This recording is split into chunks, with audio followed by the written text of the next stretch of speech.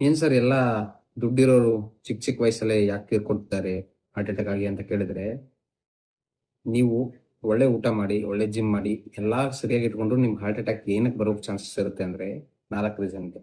ಅದ್ರಲ್ಲಿ ಮೊದಲನೇ ರೀಸನ್ ನಿಮ್ಮ ಅನುವಂಶೀಯ, ಅಂದ್ರೆ ನಿಮ್ಮ ಜೀನ್ಸ್ ಅಲ್ಲಿ, ಅಂದ್ರೆ ನಿಮ್ಮ ತಂದೆ ತಾಯಿ, ನಿಮ್ಮ ಅಜ್ಜ, ನಿಮ್ಮ ಅಜ್ಜಿ, ಇಲ್ಲ ನಿಮ್ಮ ಫ್ಯಾಮಿಲಿ ಯಾರಾದ್ರೂ ಬೇಗನೆ ಹಾರ್ಟ್ ಅಟ್ಯಾಕ್ ಆಗಿತ್ತು, 35, 40, 45 ವಯಸ್ಸಿಗೆ ಹಾರ್ಟ್ ಅಟ್ಯಾಕ್ ಆಗಿತ್ತು, ನಿಮ್ಮಲ್ಲಿ ಜೀನ್ ಅಂತ ಇರುತ್ತೆ, ಆ ಜೀನ್ ಚೆಕ್ ಮಾಡಿಸ್ಕೋಬೇಕು.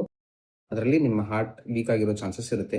ಈ ಇ-ಸಿ-ಜಿ ಅಲ್ಲೆಲ್ಲ ಗೊತ್ತಾಗಲ್ಲ ಅದು, ಯಾಕಂದ್ರೆ ಸಡನ್ ಕಾರ್ಡಿಯಾಕ್ ಅರೆಸ್ಟ್ ಆಗಕ್ಕೆ ಆ ಜೀನ್ ನಿಮ್ಮ ದೇಹದಲ್ಲೇ ಇರುತ್ತೆ, ಅದರಿಂದ ಬರೋ ಚಾನ್ಸಸ್ ಇರುತ್ತೆ. ಎರಡನೇದು sedentary life style. Sedentary life style ಅಂದ್ರೆ ನೀವು ಕೂತಲೇ ಕೂರೋದು, ಮೂವ್ಮೆಂಟ್ ಇಲ್ಲದೆ ಇರೋಂಗೆ, ಚಲನವಲನ ಇಲ್ಲದೆ ಇರೋಂಗೆ, ಜಾಸ್ತಿ ಹೊತ್ತು ಕೂತ್ಕೊಂಡೇ ಕೆಲಸ ಮಾಡೋದು, ಜಾಸ್ತಿ ಹೊತ್ತು ನಿದ್ದೆ ಮಾಡದೇ ಇರೋದು, ಜಾಸ್ತಿ ಹೊತ್ತು ಫೋನ್ ನೋಡೋದು, ಇದೆಲ್ಲ ಮಾಡ್ಕೊಂಡು ಒಂದೇ ಕಡೆ ಕೂತ್ಕೊಂಡು ಆಹಾರ ತಿಂತಾ ಇದ್ರೆ ನಿಮ್ಮ ದೇಹದಲ್ಲಿ ಬೊಜ್ಜು ಜಾಸ್ತಿ ಆಗಿ ನಿಮ್ಮ ಹಾರ್ಟಿಗೆ ತೊಂದರೆ ಆಗೋ ಚಾನ್ಸಸ್ ಇರುತ್ತೆ. ಮೂರನೇದು ಏನು ಅಂದ್ರೆ ನಿಮ್ಮ ಸ್ಟ್ರೆಸ್ ಅಂದ್ರೆ ನಿಮ್ಮ ಮಾನಸಿಕ ಒತ್ತಡ ಆಗೋದ್ರಿಂದ ನಿಮ್ಮ ರಕ್ತನಾಳ, ಒಳ್ಳೆ ರಕ್ತನಾಳ ಏನು ತಗೊಂಡು ಹೋಗ್ತಾವಲ್ಲ ಆರ್ಟರೀಸ್ ಅಲ್ಲಿ ಚೇಂಜಸ್ ಆಗೋ ಚಾನ್ಸಸ್ ಇರುತ್ತೆ. ಅದರಿಂದ ಹಾರ್ಟ್ ಅಟ್ಯಾಕ್ ಬರೋ ಚಾನ್ಸಸ್ ಇದೆ ಅಂತ ಎಲ್ಲ ಹೇಳ್ತಾರೆ.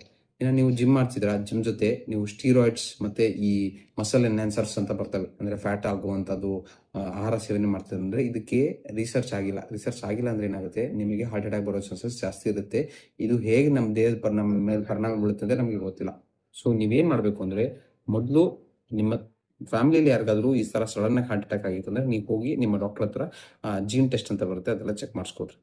ಎರಡನೇದು, ಆದಷ್ಟು 8,000ದಿಂದ 10,000 ಸ್ಟೆಪ್ಸ್ ನಡೆಯೋಕೆ ಸ್ಟಾರ್ಟ್ ಮಾಡಿ, ಮತ್ತೆ 8ರಿಂದ 10 ಅವರ್ ನಿದ್ದೆ ಮಾಡಬೇಕು. ಮತ್ತೆ ಆದಷ್ಟು ಕರೆದಿರೋ ಐಟಮ್, ಆದಷ್ಟು ಈ ಬೊಜ್ಜೇನು ಜಾಸ್ತಿ ಮಾಡ್ತಾವಲ್ಲ ಆ ಐಟಮ್, ಫಾಸ್ಟ್ ಫುಡ್ಸ್ ಇವನ್ನೆಲ್ಲ ತಿನ್ನೋದು ಕಡಿಮೆ ಮಾಡಿ. ಅದ್ರ ಜೊತೆಗೆ ಯಾವಾಗಾದ್ರೂ ನಿಮಗೆ ಸಣ್ಣ ಚೆಸ್ಟ್ ಪೇನ್ ಬಂದ್ರು ಡಾಕ್ಟರ್ ಹತ್ರ ಹೋಗಿ ತೋರಿಸ್ಕೋಬೇಕು.